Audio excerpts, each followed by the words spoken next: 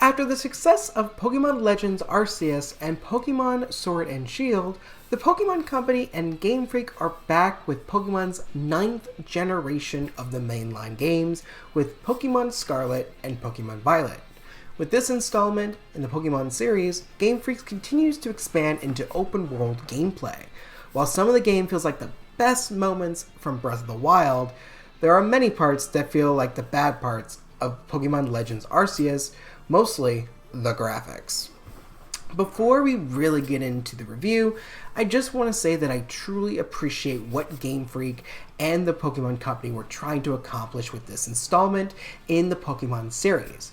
For years, fans have been clamoring for an open-world MMO-style Pokemon game, and with the last two entries of Arceus and Sword and Shield, it barely scratched the surface of what this series could be.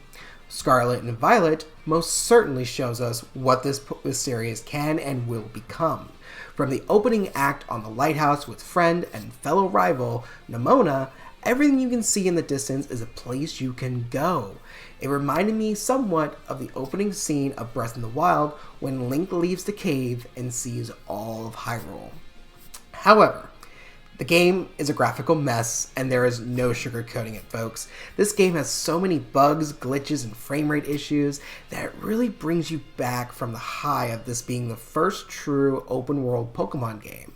Even months after the launch of the game, there has been almost no improvement with the frame rate, and no idea if and when there will be one. And as a fan of this game, it's a shame to see with so much potential wasted. Now, with the graphical issues out of the way, let's talk more about why I still enjoyed this game for what it was. First, the characters and the story. There are three main stories of the game, each represented by one of your fellow classmates. Arven is by far the one that I connected with the most, and that was after I initially didn't like the character when we first met him because he came off as selfish, unfriendly, bossy. However, this game really helps flesh out his backstory and reveals that there is some past tension with his father, who, oh, by the way, is the professor of this game, Professor Turo, which is crazy to think about that, including some abandonment issues because of his father not being where it was in his life. And I think that will resonate with younger adult fans who may have maybe experienced a similar scenario of a parent abandoning them. So I actually really did like that touch a little bit. The other second story of the game is all about Operation Starfall. So this story centers around the game's version of Team Rocket, called Team Star. Team Star is made up of students from the academy that we go to, called Uva Academy, that want to be rebellious against the school's administrations for various reasons. And this is where you meet up with the mysterious Cassiopeia, who wants to take down Team Star for their unknown reasons. You also work with Director Clavel, who's the director of the academy, to figure out why Team Star even exists. So that story is pretty cool. I won't spoil that one too much because it is such a unique story that I want you to experience this firsthand. I enjoyed it a lot. And the twist was very, very good as well. This is where Game Freak in this story introduces one of the new abilities that you have, and it's one of the best quality of life updates in the Pokemon series since HM moves were removed. You can now send your Pokemon from the first slot in your party out into the world and auto battle wild Pokemon. This new feature is game-changing for the mainline series for grinding, and it makes it more accessible for players who may not like the constant battling mechanic that this series is known for. And don't worry, for all you shiny hunters out there, this feature automatically knows if a Pokemon is shiny, and your Pokemon will not battle until you interact with that shiny Pokemon, preventing it from an auto knockout. So it saves you from seeing a shiny and you can't call your Pokemon back. That's a great feature. how they utilize this feature from the story's perspective is each of the team stars bases, there's 5 total, where you have to use this feature to enter the base, and you're facing waves upon waves upon waves of Pokemon. Your top 3, you get to choose which Pokemon you want to bring in, and you just start battling the waves of Pokemon. I actually really like this feature. I thought it was very unique, something different from the Pokemon series that we haven't seen before, and it makes it feel more overall like, hey, there are those battles happening all over the place. But my wish is that Game Freak continues to utilize this feature in future games, as I think this feature can be expanded upon greatly. The last story that you will encounter is the traditional gym challenge and the Elite Four format story that Pokemon is very well known for at this point. And because of that, there is nothing really groundbreaking in this story. It's what you kind of expect: 8 gym battles, Elite Four, battle the champion, and boom, there you go. The only thing that's different for this one is from the very beginning when you meet your rival Nimona, she's already champion. So she's already gone through the gym challenge, she's gone through the Elite Four and beaten the person at the end, and she's still looking for that rival that can challenge her, and I really, really like that. But the game almost undercuts her story because from the very beginning, she does not display much power. Like, she picks the weaker typing of your Pokemon.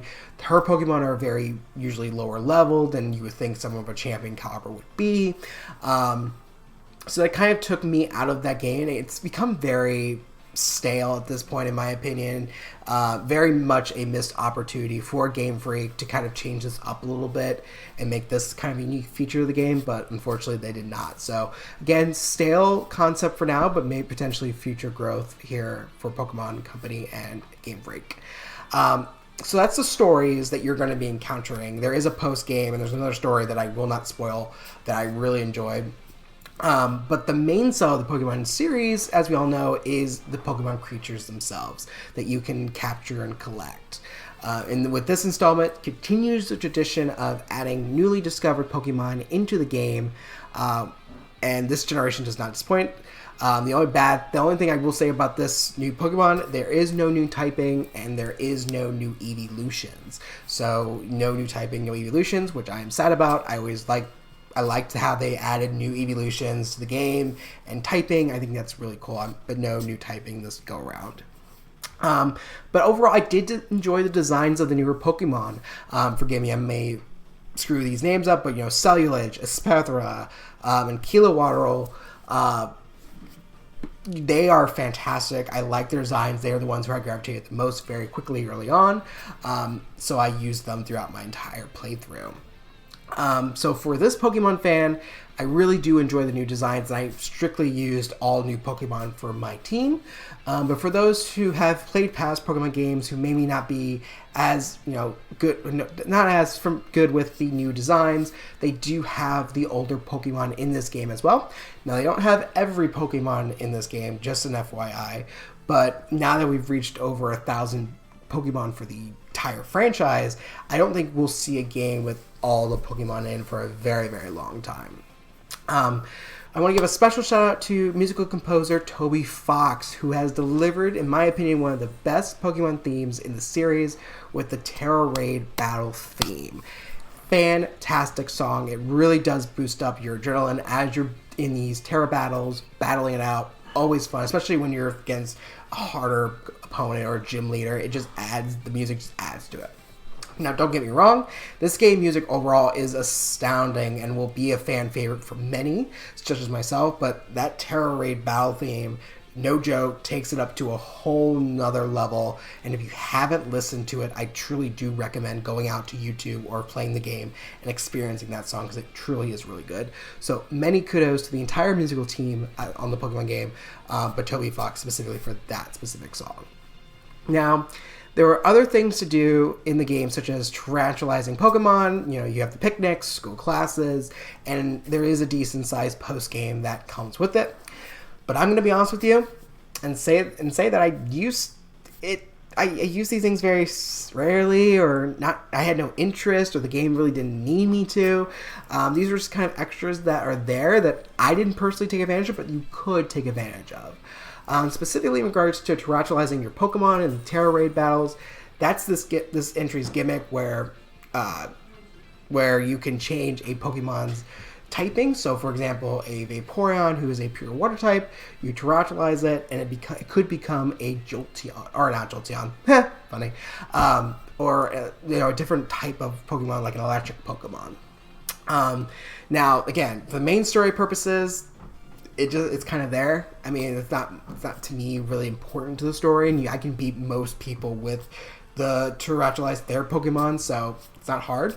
But I can see this being done for the competitive play of the game. So for those who are very competitive with Pokemon, this could be a tool that you use that may make your opponent think about what Pokemon they bring to battle, and how, when to use their terrestrialized Pokemon.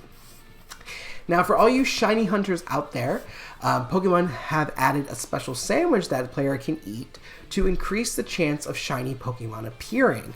This is a game changer for the series, as it's been traditionally extremely difficult for players to find shiny Pokemon, and sometimes taking hundreds and thousands of random encounters to find a specific Pokemon's shiny form.